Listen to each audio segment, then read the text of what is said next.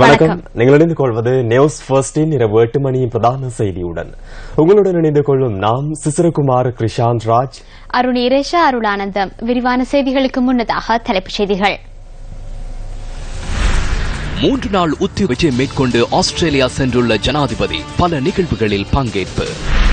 பல பகுதிகளில் பலத்த மழை, தொடர்ந்து சில நாட்களுக்கு கடும் காற்றுடன் மழை பெய்யலாம் என எதிர்வு கூறல். மருத்துவ பீட மாணவர்களையும் பெற்றோரையும் கலைக்க கண்ணீர் புகை பிரயோகம். அமைச்சரவை மாற்றத்தின் பின்னர் கிரீஸ் மனிதன்.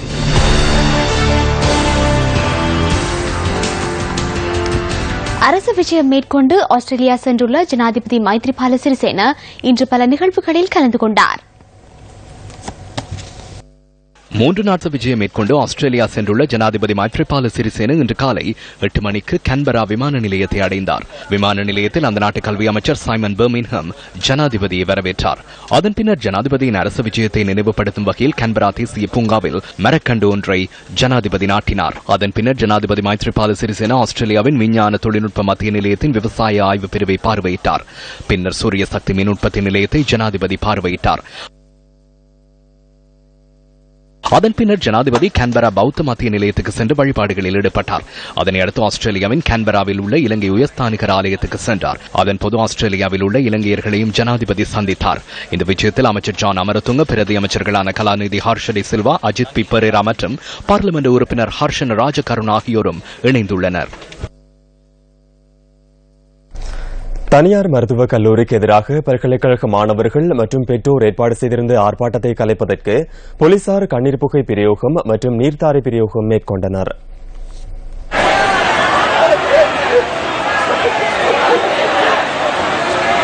மருத்துவ பீட மாணவர்கள் மற்றும் பெற்றோர் இணைந்து இன்று கோட்டை ரயில் நிலையத்துக்கு முன்பாக இந்த ஆர்ப்பாட்டத்தை ஆரம்பித்தனர். ஆர்ப்பாட்டத்தில் ஈடுபட்டவர்கள் ஜனாதிபதி செயலகம் வரை பேரணியாக செல்ல முற்பட்ட போது லோட்டஸ் சுற்றுவட்டத்திற்கு அருகில் போலீசார் வீதியை மறித்தனர்.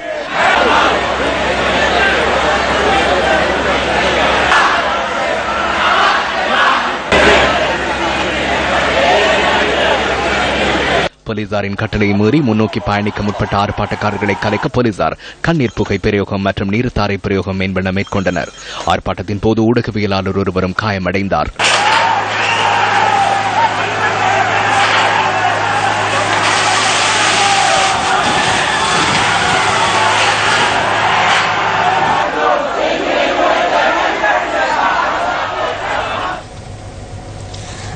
வடக்கு கிழக்கின் சில பகுதிகளில் இன்று கடும் காற்றுடன் கூடிய மழை பெய்தமையினால் பல வீடுகளுக்கு சேதம் ஏற்பட்டுள்ளது. இதேவேளை நாட்டை சூழவுள்ள பல கடற்பகுதிகளில் பலத்த காற்றுடன் கூடிய மழை பெய்யக்கூடும் என வளிமண்டலவியல் திணைக்களம் அறிவித்துள்ளது. இன்று பகல் வவுனியாவில் பெய்த கடும் காற்றுடன் கூடிய மழை காரணமாக சில பகுதிகளில் மரங்கள் முறிந்து விழுந்துள்ளதாக எமது பிராந்திய செய்தியாளர் தெரிவித்தார். அதற்கமைய வவுனியா போலீஸ் நிலைய கட்டிடத்தின் மீது மரம் ஒன்று முறிந்து விழுந்தமையினால் போலீஸ் நிலைய கட்டிடத்தின் ஒரு பகுதிக்கு சேதம் ஏற்பட்டுள்ளது.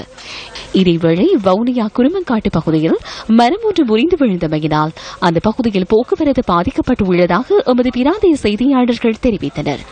மேலும் திருநாவற்குளம் பகுதியில் பெய்த கடும் காற்றுடன் கூடிய மழையினால் அந்த பகுதியில் உள்ள சில வீடுகளுக்குள் வெள்ள நீர் உட்புகுந்ததுடன் அந்த பகுதியில் சில மணி நேரம் மின்சாரமும் தடைப்பட்டிருந்தமை குறிப்பிடத்தக்கது. இன்று காலை 8:30 தொடக்கம் பகல் 2:30 வரையான காலப்பகுதியில் அதிகூடிய மழை வீழ்ச்சி வவுனியாவில் பதிவாகியுள்ளது. 75.2 மில்லிமீட்டர் மழை வீழ்ச்சி வவுனியாவில் பதிவாகியுள்ளதாக வளிமண்டலவியல் திணைக்களம் குறிப்பிட்டுள்ளது. இதேவேளை திருகோணமலை மாவட்டத்தில் இன்று பெய்த கடும் மழை காரணமாக நிலாவளி புறாதீவை அண்மித்த பகுதியில் படகொன்று கவிழ்ந்து விபத்துக்குள்ளாகியது. இதன்போது அந்த படகில் பயணித்த 2 மீனவர்கள் காணாமல் போன நிலையில் மீட்கப்பட்டுள்ளனர். அத்துடன் கிண்ணியா சுனாமி மீள்குடியேற்ற கிராமமான கொட்டியாக்குளம் கிராமத்தில் வீசிய கடும் காற்றினால் 8 வீடுகளுக்கு சேதம் ஏற்பட்டுள்ளது. இந்த வீடுகளில் வசித்தவர்கள் தற்போது அயல்வர் வீடுகளிலும் உறவினர்களின் வீடுகளிலும் தங்கியுள்ளனர். மேலும் கிண்ணியா கொழும்பு பிரதான வீதியில் மரம் ஒன்று முறிந்து விழுந்தமையினால் குறித்த வீதியூடான போக்குவரத்து பாதிக்கப்பட்டது. திருகோணமலையில் 34 மில்லிமீட்டர் மழை வீழ்ச்சியும் பதிவாகியுள்ளது. அதிக மழை காரணமாக ரத்தினபுரி காலி மற்றும் களுத்துறை ஆகிய பகுதிகளில் வெள்ளம் மற்றும் மண் சரிவு ஏற்பட்டுள்ளது. வெள்ளம் காரணமாக ரத்தினபுரியில் 80 பேர் பாதுகாப்பான இடங்களுக்கு அனுப்பி வைக்கப்பட்டுள்ளதாக இடர் முகாமைத்துவ நிலையம் தெரிவித்துள்ளது. காலையில் பெய்த கடும் மழை காரணமாக தாழ்நில பகுதிகள் நீரில் மூழ்கியுள்ளன. பதுளையில் இன்று பிற்பகல் 4 மணியளவில் கடும் பனியுடன் கூடிய வானிலை நிலவியுள்ளது. இதேவேளை மட்டக்களப்பு ஈராவூர் பகுதியில் இருந்து கடலுக்கு சென்றபோது காணாமற் போனதாக கூறப்பட்ட 19 படகுகளும் கரைக்கு திரும்பியுள்ளதாக போலீசார் தெரிவித்துள்ளனர். இன்று 19 படகுகள் கரைக்கு திரும்பவில்லை என போலீஸ் நிலையத்தில் முறைப்பாடு செய்யப்பட்டிருந்தது. அமைச்சரவையில் மாற்றம் ஏற்பட்டு சில தினங்கள் கடந்துவிட்டன. அது தொடர்பில் மக்கள் இன்னும் மறக்காத நிலையில் கிரீஸ் மனிதர் தொடர்பான செய்தி ஒன்று இன்று பதிவானது. உடம்பு பூராகவும் கிரீஸ் பூசிக்கொண்டு நிர்வாணமாக நடமாடும் இந்த நபரை மக்கள் கிரீஸ் மனிதன் என கூறுகின்றனர். இவ்வாறு நிர்வாணமாக பத்திரமுல்லையில் பல வீடுகளை சுற்றி வரும் காட்சி அருகில் வீடொன்றில் பொருத்தப்பட்டிருந்த சிசிடிவி கேமராவில் பதிவாகியுள்ளது.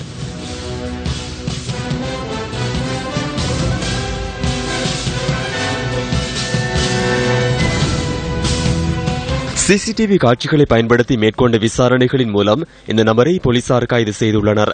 வீடுகளில் பொருட்களை திருடியுள்ள இவர் பெண்களை துஷ்பிரயோகம் செய்வதற்கு பல தடவைகள் முயற்சி செய்துள்ளதாக போலீசார் குறிப்பிட்டனர்.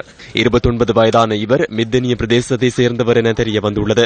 சந்தேக நபரிடம் இருந்து தங்க ஆபரணங்களையும் சில பற்றுச்சீட்டுகளையும் பெண்களின் உள்ளாடை சிலவற்றையும் போலீசார் கைப்பற்றியுள்ளனர். நீதிமன்றத்தில் ஆஜர்படுத்தப்பட்ட சந்தேக நபர் விளக்கமறியலில் வைக்கப்பட்டுள்ளார்.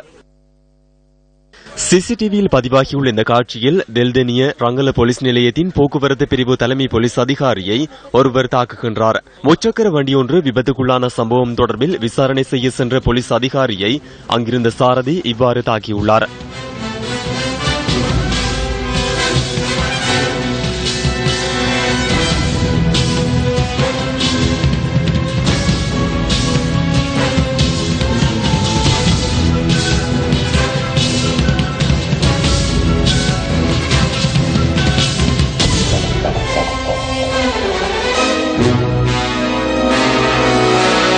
போலீஸ் அதிகாரி மீது தாக்குதல் மேற்கொண்ட முச்சக்கர வண்டி சாரதி கைது செய்யப்பட்டு விளக்கமறியலில் வைக்கப்பட்டுள்ளார்.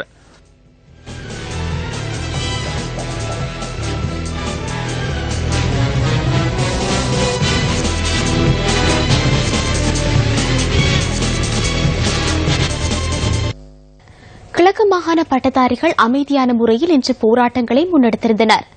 கைது செய்யப்பட்டுள்ள தமது சக பட்டதாரிகளை விடுவிக்க வேண்டும் என்பதே அவர்களின் கோரிக்கையாகும்.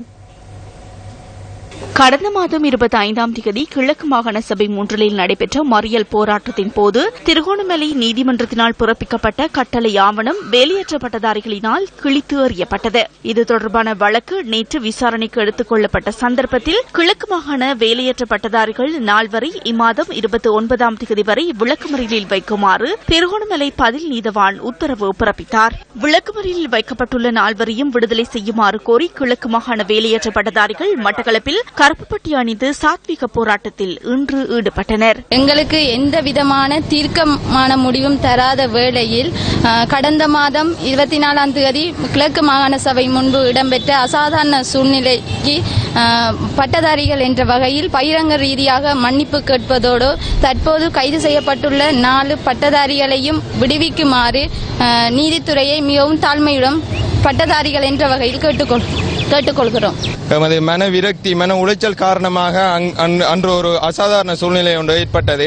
அதற்கு நாங்கள் பகிரங்க எமது பிழையை உணர்ந்து கொண்டோம். கைது செய்யப்பட்டுள்ள 4 பட்டதாரி தலைவர்களையும் விரைவாக விடுவிப்பதற்கு நடவடிக்கை எடுக்குமாறு நீதித்துறையிடமும் எல்லோரிடமும் தாழ்வான பணிவாக வேண்டிக் கொள்வதோடு அம்பாறை மாவட்டத்தில் போராட்டத்தில் ஈடுபட்டுள்ள வேலையற்ற பட்டதாரிகளும் கைது செய்யப்பட்டுள்ளவர்களை விடுதலை செய்ய கோரி ஆர்ப்பாட்டத்தில் ஈடுபட்டனர். பட்டதாரிகள் மன உளைச்சலுக்குள்ளாக இருக்கிற சந்தர்ப்பத்தில் இன்றைக்கு இந்த இவ்வாறான நடவடிக்கைகளில் ஈடுபட வேண்டிய சூழ்நிலைக்கு இன்றைக்கு அரசாங்கம் தள்ளிவிட்டு இருக்கு. நீதிமன்றத்தை கட்டளைய கிழித்தறிந்தது ஒரு தவறு என்ற எண்ணத்தில் நாங்கள் சட்டத்தை மதிக்கிறோம் என்ற பட்டதாரிகள் என்ற வகையில் நாங்கள் மன்னிப்பை கேட்டுக்கொள்றோம் பகிரங்கமாக. இதுவரையும் சரியான தீர்வுகள் கிடைக்கவில்லை. இந்த சந்தர்ப்பத்தில் நாங்கள் அனைவரும் பட்டதாரிகளாகிய நாங்கள் அனைவரும் மிகுந்த மன உளைச்சலுக்கு உள்ளாகி இருக்கின்றோம். எங்களுக்குரிய தீர்வை அரசாங்கம் அண்ணா பெற்றுத்தரும் இன்னா பெற்றுத்தரும் என்று சொல்லி நாங்கள் காத்துக் கொண்டிருந்தோம். ஆனால் இதுவரைக்கும் எங்களுக்குரிய சரியான தீர்வுகள் கிடைக்கப்பெறவில்லை. 1000 பட்டதாரிகளுக்கு முதற்கட்டமாக வழங்குவதாகவும் பின்னர் மற்ற பட்டதாரிகளுக்கு கொடுப்பதாகவும் அரசாங்கம் கூறுகின்றது. ஆனால் அந்த விடயம் கூட எங்களுக்கு நம்பிக்கை இல்லை. எனவே எங்களுடைய பட்டதாரிகளை மேலும் மேலும் மன உளைச்சலுக்கு உள்ளாக்காமல் அவர்களை மன்னித்து அவர்களை நீதிமன்ற வாசலில் ஏற விடாமல் அவர்களுக்குரிய சரியான தீர்வை இந்த அரசாங்கம் பெற்றுத்தர வேண்டும் என்று வினயமாக வேண்டிக் கொள்கின்றோம். இதேவேளை நியமனம் வழங்கப்படும் வரை போராட்டத்தை கைவிடப் போவதில்லை என 84 நாட்களாக திருகோணமலையிலும் பட்டதாரிகள் போராடி வருகின்றனர். 2012ஆம் ஆண்டின் பின்னர் பட்டம் பெற்று வெளியேறிய பட்டதாரிகளுக்கான நியமனங்களை வழங்குமாறு வலியுறுத்தி வடமாகாண வேலையற்ற பட்டதாரிகளின் போராட்டம் முடிவின்றி தொடர்கின்றது. கிழக்கு மாகாணத்தில் உள்ள வேலையற்ற பட்டதாரிகளுக்கு ஆசிரியர் நியமனங்களை வழங்க தீர்மானிக்கப்பட்டுள்ளது. மாகாண கல்வி அமைச்சில் இன்று மாலை நடைபெற்ற கலந்துரையாடலை அடுத்து இந்த தீர்மானம் எடுக்கப்பட்டுள்ளது. இன்று நடைபெற்ற அதிகாரிகள் மட்ட கலந்துரையாடலில் கிழக்கு மாகாண கல்வி அமைச்சரும் கலந்து கொண்டிருந்ததாக மாகாண கல்வி அமைச்சின் செயலாளர் அசங்க அபிவர்தன தெரிவித்துள்ளார். இன்றைய தீர்மானத்திற்கு அமைய மாகாணத்தில் நிலவும் ஆசிரியர் வெற்றிடங்களுக்கு வேலையற்ற பட்டதாரிகள் நியமிக்கப்படவுள்ளமை குறிப்பிடத்தக்கது. கிழக்கு மாகாண முதலமைச்சர் நசீர் அகமது கொழும்பில் இன்று நடைபெற்ற ஊடக சந்திப்பில் பட்டதாரிகளின் நியமனம் தொடர்பில் கருத்து தெரிவித்தார். 1700 பேரை உடனடியாக முதல் கட்டமாக உள்வாங்குவதற்கான நடவடிக்கையை நாங்கள் எடுத்திருக்கின்றோம். ஆகவே இந்த விடயத்திலே நாங்கள் இன்னும் குறித்த சில தீர்மானங்களை எடுத்திருக்கின்றோம். அவைகள் அமுல்படுத்துவதற்காக கௌரவ ஆளுநருடைய அப்ரூவலும் அனுமதியும் எங்களுக்கு தேவைப்படும். அது நிச்சயமாக கிடைக்கும் என்று நம்புகிறோம். இதன் மூலமாக பட்டதாரிகளுடைய பிரச்சினை ஒருபுறம் தீர்க்கப்படுகின்ற அதே வேளையிலே எங்களுடைய பாடசாலைகளிலே இதுகால வரையும் இருந்த வெற்றிடங்களை நிரப்புவதற்கான முற்றுப்புள்ளி வைக்கப்பட்ட ஒரு ஆண்டாக இந்த ஆண்டு மாற இருக்கின்றது. பட்டதாரிகளை வடகிழக்கு மாகாணத்துக்கு சமுத்திக்குள் உள்வாங்குவதற்கு மத்திய அரசும் அவங்களுடைய கேபினெட் அப்ரூவலை கொடுத்திருக்கின்றது. மற்றவர்களை எவ்வாறு ஏதாவது வழியில் விடுபடுகின்றவர்களை உள்வாங்கலாமா என்பதை பற்றி நாங்கள் சிந்தித்துக் கொண்டிருக்கின்றோம். பிப்ரவரி மாதம் ஒரு கிழமையில பதில் தான் சொன்னீங்க, மார்ச் மாதம் ஒரு கிழமையில பதில் தான் சொன்னீங்க, அண்மையில சொன்னீங்க ஒரு வாரத்தில் நான் பதில் தானே. இப்போ இந்த வெற்றியை பற்றி என்ன சொல்றீங்க? எங்களுடைய ஒட்டுமொத்தமான வேலைகளையும் நாங்கள் கிழக்கு மாகாண சபையில் இருக்கின்ற அத்தனை வேலைகளையும் நாங்கள் முடித்து மத்திய அரசுக்கு கொடுத்திருக்கின்றோம். மத்திய அரசிலே எங்களுக்கு சொல்லப்பட்ட கால எல்லையை தான் நாங்கள் தொடர்ந்தும் சொல்லிக் கொண்டு வந்தோம். ஆகவே வளமையாக தெரியும், இது ஒரு பாரிய வெற்றி என்றே நாங்கள் கருதுகிறோம்.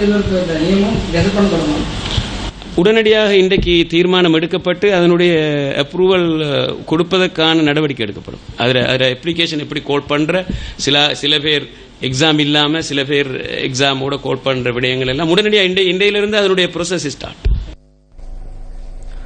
வேலையற்ற பட்டதாரிகளின் பிரச்சினைக்கு உரிய தீர்வு வழங்குவதாக மக்கள் பிரதிநிதிகள் பல்வேறு சந்தர்ப்பங்களில் வாக்குறுதி அளித்திருந்தனர். ஜனாதிபதி அவர்கள் எனக்கு சொன்னார், உங்களுடைய விவரங்கள் எல்லாம் எனக்கு கிடைத்தது. நான் அடுத்த மாதம் 17ஆம் தேதி இரவு 7 மணிக்கு நாங்கள் ஒரு சந்திப்பை வச்சிருக்கோம் கொழும்புல. அப்ப அந்த நேரத்தில் இதுக்கு ஒரு முடிவு காணலாம் என்று சொல்லியிருக்கிறேன். வேலையில்லா பட்டதாரிகள் சம்பந்தமாக பிரதமரோடு ஒரு சந்திப்பை நான் ஏற்படுத்தியிருந்தேன். அதுக்கு இங்கே இருந்து சிலர் வந்திருந்தார்கள். இருக்கிற வெற்றிடங்களை அடையாளம் கண்டு அவற்றை நிரப்புவதற்கான நடவடிக்கை எடுக்கப்படும் என்ற ஒரு உறுதிமொழி கொடுக்கப்பட்டிருந்தது. அதுக்கு 3 வார கால அவகாசம் பிரதமர் கேட்டிருந்தார். அந்த 3 வாரம் இப்பொழுது நிறைவடைந்து விட்டது. அந்த வெற்றிடங்கள் என்ன என்பதை அரசாங்கம் அடையாளம் கண்டிருக்கிறது. அதை இப்பொழுது முகாமைத்துவ திணைக்களத்துக்கு அனுப்பி அந்த வெற்றிடங்களை நிரப்புவதற்கான நடவடிக்கை எடுத்திருப்பதாக சொல்லுகிறார்கள்.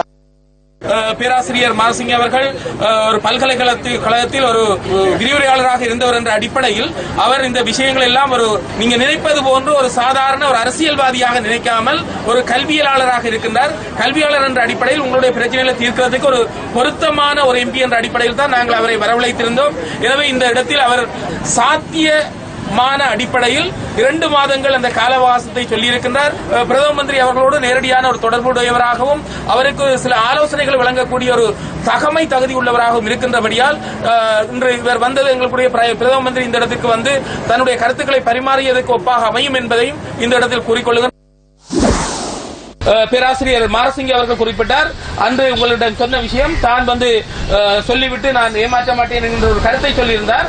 அந்த அடிப்படையில் தான் நாங்கள் அவர்கள் தருகின்ற உத்தரவாதம், பிரதம மந்திரி தருகின்ற உத்தரவாதம் என்பவற்றை அடிப்படையாக கொண்டுதான் நாங்கள் சொல்லுகின்றோம். தொழில் வாய்ப்பை தருகின்ற விடயத்தில் நீங்கள் சொல்லுவது போன்று முழுமையாக எல்லோரையும் ஒரே தடவையில் உள்வாங்குதல் என்பது அவர்களுக்கு ஒரு சிரமமான காரியம் என்பதை சொல்லி கொண்டுதான் 1000 அடுத்ததாக பயிற்சி வழங்கி அவர்களை வழங்குகின்ற என்ற விடயத்தை சொல்லி இருக்கின்றார்கள்.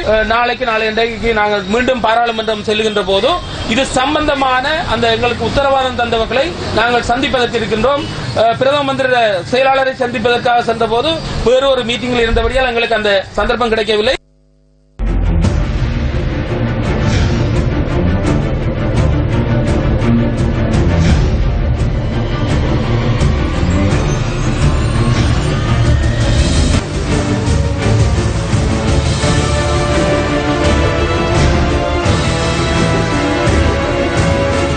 இதுல 250 குடும்பங்களுக்கு மேலாக வசித்து வருகிறோம். ஆனா இது காலங்காலம் 30 ஆண்டுகளுக்கு மேலாக இந்த வீதி அப்படியே தான் இருக்குது.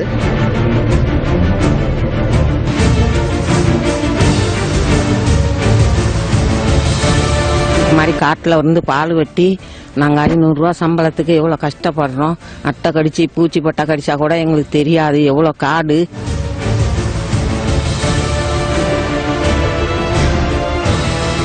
எத்தனை தலைவர் இந்த கட்சிக்காரவங்க மற்றபடி மந்திரிமார்கள்லாம் வராங்க. இதுவரைக்கும் இதை பார்க்கவே இல்லை. பாருங்க, நெருப்பு பத்தக்கூடிய அளவில் இருக்குது. இந்த அளவில்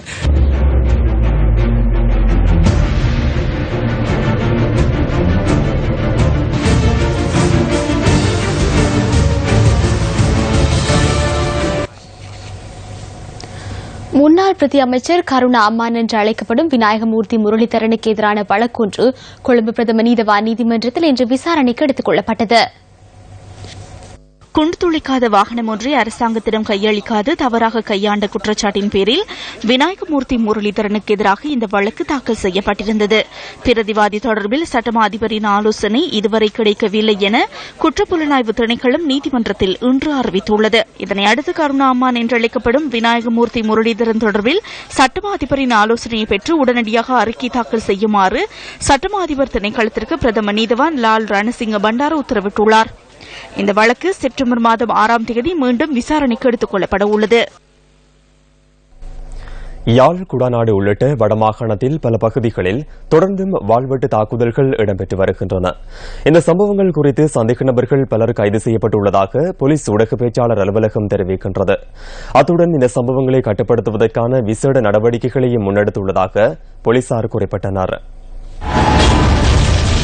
யாழ் நல்லூரில் கடையொன்றில் பணிபுரியும் 2 இளைஞர்கள் வாளால் வெட்டப்பட்டனர். மோட்டார் சைக்கிளில் சென்ற அடையாளம் தெரியாத கும்பலொன்றே தாக்குதலை மேற்கொண்டுள்ளதாக தகவல். மோட்டார் சைக்கிளில் வந்த சிலர் யாழ் சாவகச்சேரியில் 2 இளைஞர்கள் மீது வாளால் தாக்குதல். வவுனியா ஆச்சிபுரத்தில் 2 தரப்பினரிடையே வாழ்வெட்டு தாக்குதல், 4 காயம். யாழ்ப்பாணம் மண்டுவில் பகுதியில் மேற்கொள்ளப்பட்ட வாழ்வெட்டு தாக்குதலில் முச்சக்கர வண்டியொன்றுக்கு சேதம். யாழ்ப்பாணம் சுதுமலை பகுதியில் இடம்பெற்ற வாழ்வெட்டு சம்பவத்தில் 1 காயம். முச்சக்கர வண்டியில் பயணித்த ஒருவரை மோட்டார் சைக்கிளில் பின்தொடர்ந்து சென்ற அடையாளம் தெரியாத சிலர் தாக்குதல் மேற்கொண்டதாக தகவல். யாழ்ப்பாணம் சாவகச்சேரியில் இடம்பெற்ற வாழ்வெட்டு தாக்குதலில் 3 காயம். சாவகச்சேரி கனகப்புலியடி சந்தியில் உள்ள உணவகத்திற்கு மோட்டார் சைக்கிளில் வந்த குழுவினரால் இந்த தாக்குதல் மேற்கொள்ளப்பட்டுள்ளதாக தகவல். திருகோணமலை கிளிக்குஞ்சுமலை பகுதியில் இடம்பெற்ற வாழ்வெட்டு தாக்குதலில் 3 காயம். தேசிய நல்லிணக்கத்தை நோக்கிய அரசின் பயணத்தை சீர்குலைக்கும் செயற்பாடுகள் தொடர்பில் பாராளுமன்ற உறுப்பினர் டாக்லஸ் தேவானந்தா கருத்து தெரிவித்தார். அண்மித்த காலமாக எமது நாட்டில் நாடளாவிய ரீதியில் இனங்களுக்கிடையில் முரண்பாடுகளை தூண்டுகின்ற பல்வேறு செயல்பாடுகள் மேற்கொள்ளப்பட்டு எமது மக்களிடையே பதற்றமானதொரு நிலை தோற்றுவிக்கப்பட்டு வருவதானது தேசிய நல்லிணக்கத்தை நோக்கியதான இந்த அரசின் பயணத்தை சீர்குலைக்கும் செயல்பாடுகளாகவே நிலை கொண்டு வருகின்றன. இத்தகைய செயல்பாடுகளை கட்டுப்படுத்தி இனங்களுக்கிடையில் சுமூகமானதொரு உறவை கட்டியெழுப்புவதனூடாக நாட்டில் சட்டம் மற்றும் ஒருங்கிணைப்பை பேண வேண்டிய கடப்பாடு இந்த அரசுக்கு உண்டு. கடந்த 2 வாரங்களில் நாட்டில் முஸ்லிம் மக்களுக்கு எதிரான 19 இனவாத செயல்பாடுகள் மேற்கொள்ளப்பட்டுள்ளதாகவும் இத்தகைய செயல்பாடுகள் தொடர்வதாகவும் தெரிய வருகின்றது. அதே நேரம் கடந்த 18ஆம் தேதி தென்பகுதியிலிருந்து வந்திருந்த ஒரு குழுவினரால் இலங்கை தேசிய கொடியில் தமிழ் மற்றும் முஸ்லிம் மக்களை பிரதிநிதித்துவப்படுத்துகின்ற நிறங்கள் அகற்றப்பட்ட தேசிய கொடியினை ஒத்த கொடிகள் கிளிநொச்சி நகர பகுதியில் ஏற்றப்பட்டுள்ளதாகவும் தெரிய வருகின்றது. நல்லிணக்க அரசு ஒரு சரியான முடிவை விரைவாக எடுக்க வேண்டும் என்று கேட்டுக்கொள்கின்றனர். நுவரெலியா நானுஓயா பிரதான வீதியில் கொட்டப்பட்டிருந்த குப்பைகள் நேற்றே சுத்திகரிக்கப்பட்டுள்ளன. நுவரெலியா நானுஓயா பிரதான வீதியில் நானுஓயா நகரிலிருந்து 200 மீட்டர் தொலைவில் குப்பைகள் கொட்டப்படுவது தொடர்பில் மக்கள் தமது அதிருப்தியை வெளியிட்டிருந்தனர். பிரதான மார்க்கத்தில் குப்பைகள் கொட்டப்படுவதால் சுற்றுச்சூழல் மாசடைவதுடன் போக்குவரத்து நடவடிக்கைகளுக்கும் இடையூறு ஏற்படுவதாக மக்கள் விசனம் தெரிவித்திருந்தனர். இந்த விடயம் தொடர்பில் நியூஸ் ஃபர்ஸ்டின் செய்தி அறிக்கைகள் மூலம் சுட்டிக்காட்டப்பட்டிருந்தது. இதனைத் தொடர்ந்து நேற்று மாலை நுவரெலியா நகர சபையினால் இந்த குப்பை கிடங்கு மூடப்பட்டதுடன் குப்பைகள் பத்தனை பகுதிக்கு கொண்டு செல்லப்பட்டுள்ளதாக எமது பிராந்திய செய்தியாளர் தெரிவித்தார்.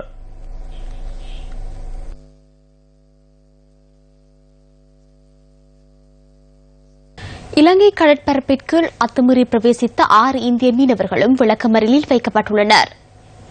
எல்லை தாண்டிய குற்றச்சாட்டில் குறித்த 6 மீனவர்களும் நெடுந்தீவில் வைத்து கைது செய்யப்பட்டனர். மீனவர்கள் இன்று முற்பகல் ஊர்காவல்துறை நீதவான் நீதிமன்றத்தில் ஆஜர்படுத்தப்பட்டனர். இதன்போது சந்தேக நபர்களை எதிர்வரும் 7ஆம் தேதி வரை விளக்கமறியலில் வைக்குமாறு நீதவான் AML ரியால் உத்தரவிட்டுள்ளார். மீனவர்கள் 6 பேரும் நாகைப்பட்டினத்தை சேர்ந்தவர்கள் எனவும் தெரிவிக்கப்படுகின்றது. சிவலோகநாதன் வித்யா 2 வருடங்கள் கடந்த போதிலும் இந்த பெயரை எவராலும் மறக்க முடியாது. யாழ் புங்குடுதீவு மாணவி சிவலோகநாதன் வித்யாவின் படுகொலை வழக்கு தற்போது இறுதிக்கட்டத்தை அண்மித்துள்ளது. இந்த நிலையில் விசாரணைகளுக்கு 3 அடங்கிய மேல் நீதிமன்ற நீதிபதிகள் குழாம் பிரதம நீதியரசரினால் நேற்றே நியமிக்கப்பட்டது. 2015ஆம் ஆண்டு மே மாதம் 13ஆம் தேதி பாடசாலைக்கு சென்ற யாழ் புங்குடுதீவு மாணவி சிவலோகநாதன் வித்யா வீடு திரும்பாத நிலையில் 14ஆம் தேதி சடலமாக மீட்கப்பட்டார். அதனைத் தொடர்ந்து முன்னெடுக்கப்பட்ட விசாரணைகளின் போது வித்யா கூட்டு வன்புணர்வுக்குட்படுத்தப்பட்டு கொலை செய்யப்பட்டுள்ளதாக திடுக்கிடும் தகவல் வெளியானது. இதனைத் தொடர்ந்து நாடளாவிய ரீதியில் வித்யாவுக்கு நீதி கோரி பல்வேறு போராட்டங்கள் வலுப்பெற்ற நிலையில் சந்தேக நபர்கள் கைது செய்யப்பட்டனர். வித்யா கொலை தொடர்பான வழக்கு விசாரணை 2 வருடங்கள் கடந்த நிலையில் இறுதிக்கட்ட விசாரணைகளுக்காக கொழும்புக்கு மாற்றப்பட உள்ளதாக தகவல் வெளியாகின. இதற்கு எதிர்ப்பு தெரிவித்து யாழ் மாவட்டத்தில் உண்ணாவிரத போராட்டமும் ஆர்ப்பாட்டங்களும் இடம்பெற்றன. இந்நிலையில் சட்டமா அதிபரின் கோரிக்கைக்கமைய பிரதம நீதியரசர் பிரியசத் டெப் 3 அடங்கிய தமிழ் நீதிபதிகள் குழாமை நேற்று அறிவித்தார். வவுனியா மேல் நீதிமன்றத்தின் நீதிபதி பாலேந்திரன் சசிவகேந்திரன், யாழ் மேல் நீதிமன்றத்தின் நீதிபதி மாணிக்க பாஸ்கர் இளஞ்செழியன் மற்றும் திருகோணமலை மேல் நீதிமன்ற நீதிபதி அன்னலிங்கம் பிரேம்சங்கர் ஆகியோர் கொண்ட குழாம் நியமிக்கப்பட்டுள்ளதுடன் இந்த வழக்கு தொடர்ந்தும் யாழ் மேல் நீதிமன்றத்தில் விசாரணைக்கு எடுத்துக் கொள்ளப்படும் எனவும் அறிவிக்கப்பட்டது. யாழ் புங்குடுதீவு மாணவி சிவலோகநாதன் வித்யாவின் வீட்டுக்கு நாம் இன்று சென்றிருந்தோம். வித்யாவின் கொலை வழக்கு கொழும்புக்கு மாற்றக்கூடியதா இருந்தது.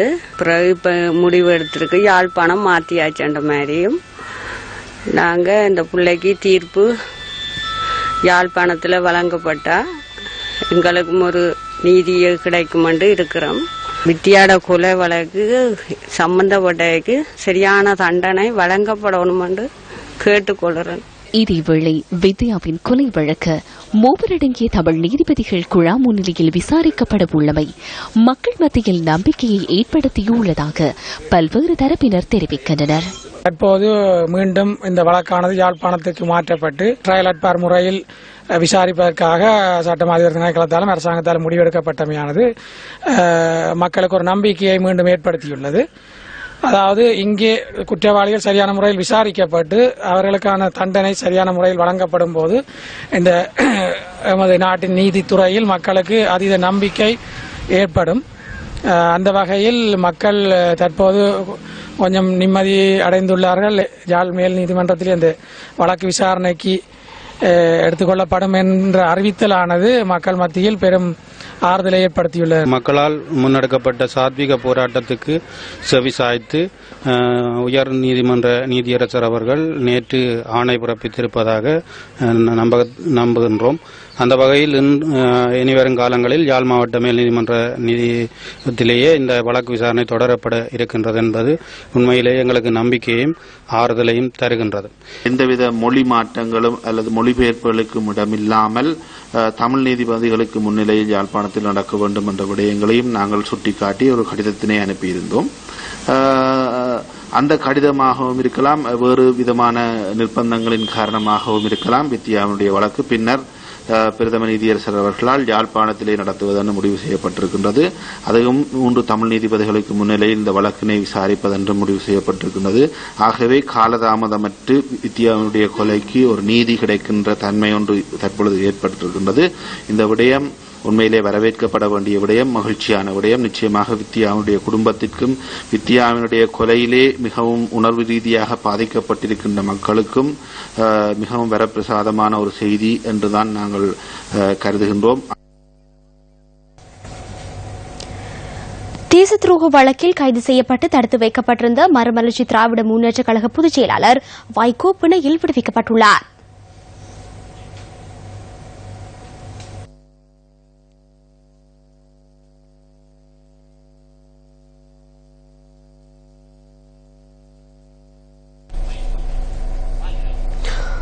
வைகோவின் பிணை மனுவை ஏற்றுக்கொண்ட சென்னை முதன்மை அமர்வு நீதிமன்றம் அவருக்கு இன்று பிணை வழங்கியுள்ளதாக தி ஹிந்து செய்தி வெளியிட்டுள்ளது. எனினும் அவரின் பிணை மனு நேற்று நிராகரிக்கப்பட்டிருந்தது. மலேசியாவிற்கு செல்லவுள்ளதன் காரணமாக வைகோ நேற்று பிணை கோரியிருந்தார்.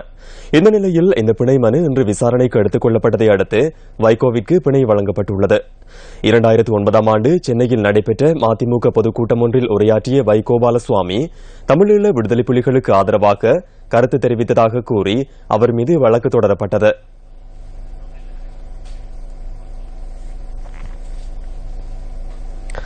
அதிகாரிகளின் கவனயீனத்தினால் இளையோருக்கான ஆசிய மெய்வல்லுநர் போட்டிகளில் இலங்கைக்கு கிடைக்க வேண்டிய தங்கப்பதக்கம் ஒன்று அற்றுப்போயுள்ளதாக அஷ்மிகா ஹேரத்தின் பயிற்றுவிப்பாளர் தெரிவிக்கின்றார். தாய்லாந்தில் நேற்று நிறைவுக்கு வந்த இளையோருக்கான ஆசிய மெய்வல்லுநர் போட்டிகளில் மகளிருக்கான 2000 மீட்டர் ஓட்டத்தில் பங்கு பெற்றும் வாய்ப்பை குளியாப்பிட்டிய மத்திய மகா வித்தியாலயத்தின் அஷ்மிகா ஹேரத் இழந்தார். இந்த போட்டி விதிமுறை பிரகாரம் வீர வீராங்கனைகள் 200 மீட்டருக்கு மேற்பட்ட ஒரு போட்டியில் மாத்திரமே பங்கேற்க முடியும் என்பது நிபந்தனையாகும். என்றாலும் 2000 மற்றும் 3000 மீட்டர் ஆகிய 2 ஓட்டப் போட்டிகளுக்கு அஷ்மிகா ஹேரத்தை நம் நாட்டு தெரிவுக்குழு பெயரிட்டிருந்தது. ஆசிய மெய்வல்லுநர் விளையாட்டு சங்கம் கடந்த மார்ச் மாதம் எழுத்து மூலமாக இலங்கை மெய்வல்லுநர் சங்கத்துக்கு அறிவிப்பொன்றை விடுத்துள்ளது. உண்மையில் இந்த சம்பவம் தொடர்பில் இலங்கை மெய்வல்லுநர் சங்கத்தையும் இலங்கை மெய்வல்லுநர் சங்கத்தின் தெரிவுக்குழுவையும் தெரிவுக்குழு தலைவரையும் நான் குற்றம் சாட்டுகின்றேன். ஏனென்றால் இவர்கள்தான் வீர வீராங்கனைகளை தெரிவு செய்கின்றார்கள். அந்த பொறுப்புமிக்க இவர்கள் போட்டிகளில் இருக்கும் பிரதான விதிமுறையை தங்களின் கவனயீனத்தால் கவனிக்க தவறுகின்றார்கள். அப்படி இல்லாவிட்டால் அந்த விதிமுறையை கவனத்திற்கொள்ளாமல் தேர்வு செய்திருக்கின்றார்கள். போட்டிகளின் விதிமுறைகள் அடங்கிய சகல ஆவணங்களும் இலங்கை மெய்வல்லுநர் விளையாட்டு சங்கத்துக்கு கடந்த மார்ச் மாதத்தில் அனுப்பி வைக்கப்பட்டுள்ளது. எமக்கு அனுப்பப்பட்ட ஆவணங்களில் ஆரம்பத்தில் தெளிவாக இருக்கவில்லை. அவர் இந்த 2 போட்டி பிரிவுகளுக்கும் பரிந்துரைக்கப்பட்டமை நீக்கப்பட்டதற்கான காரணம் அல்ல. உண்மையில் தொழில்நுட்ப குழுவில் இது தொடர்பாக இறுதி தீர்மானத்தை எடுத்திருக்கலாம். தனிப்பட்ட ரீதியில் நான் மாத்திரம் ஏற்றுக்கொள்ளக்கூடிய குற்றச்சாட்டு அல்ல. இளையோருக்கான ஆசிய மெய்வல்லுநர் போட்டிகளுக்கு வீர வீராங்கனைகளை தெரிவு செய்ய நடத்தப்பட்ட தேர்வு போட்டிகளில் 2000 மீட்டர் ஓட்டத்தை அஷ்மிகா ஹேரத் 6 நிமிடங்கள் 59 செகண்ட்களில் பூர்த்தி செய்தார். எனினும் நேற்று நிறைவடைந்த இளையோருக்கான ஆசிய மெய்வல்லுநர் போட்டிகளில் 2000 மீட்டர் ஓட்டத்தில் முதலிடம் பிடித்த வடகொரிய வீராங்கனை அதற்காக 7.2 செகண்ட்களை எடுத்துக் கொண்டார். இளையோருக்கான உலக சாம்பியன்ஷிப் போட்டிகளுக்கு தகுதி பெற்றுள்ள அஷ்மிகா ஹேரத் ஆசிய மட்டத்தில் பிரகாசிக்க முடியாது போனதற்கு யார் காரணம்? இதனை மெய்வல்லுநர் சங்கத்திடம் வினவ வேண்டும். அறிந்திருந்தும் ஏன் இவ்வாறானதொரு விடயத்தை செய்தீர்கள் என வினவ வேண்டும். இந்த குழாம் இன்றிரவு அளவில் நாடு திரும்ப உள்ளது. முகாமையாளரின் அறிக்கைக்கு அமைவாக உண்மையில் இங்கு என்ன நடந்துள்ளது? தொழில்நுட்ப குழுவின் கூட்டத்தின் கூறப்பட்டதா? ஏன் இவ்வாறு செய்தார்கள் என்று பார்க்க வேண்டும். மெய்வல்லுநர் சங்கத்திடம் வினவுவதுதான் சிறந்தது என்பதே எனது கருத்து. அந்த தகவலுடன் நியூஸ் 8 மணி பிரதான செய்தி அறிக்கை நிறைவடைகின்றது. வணக்கம்.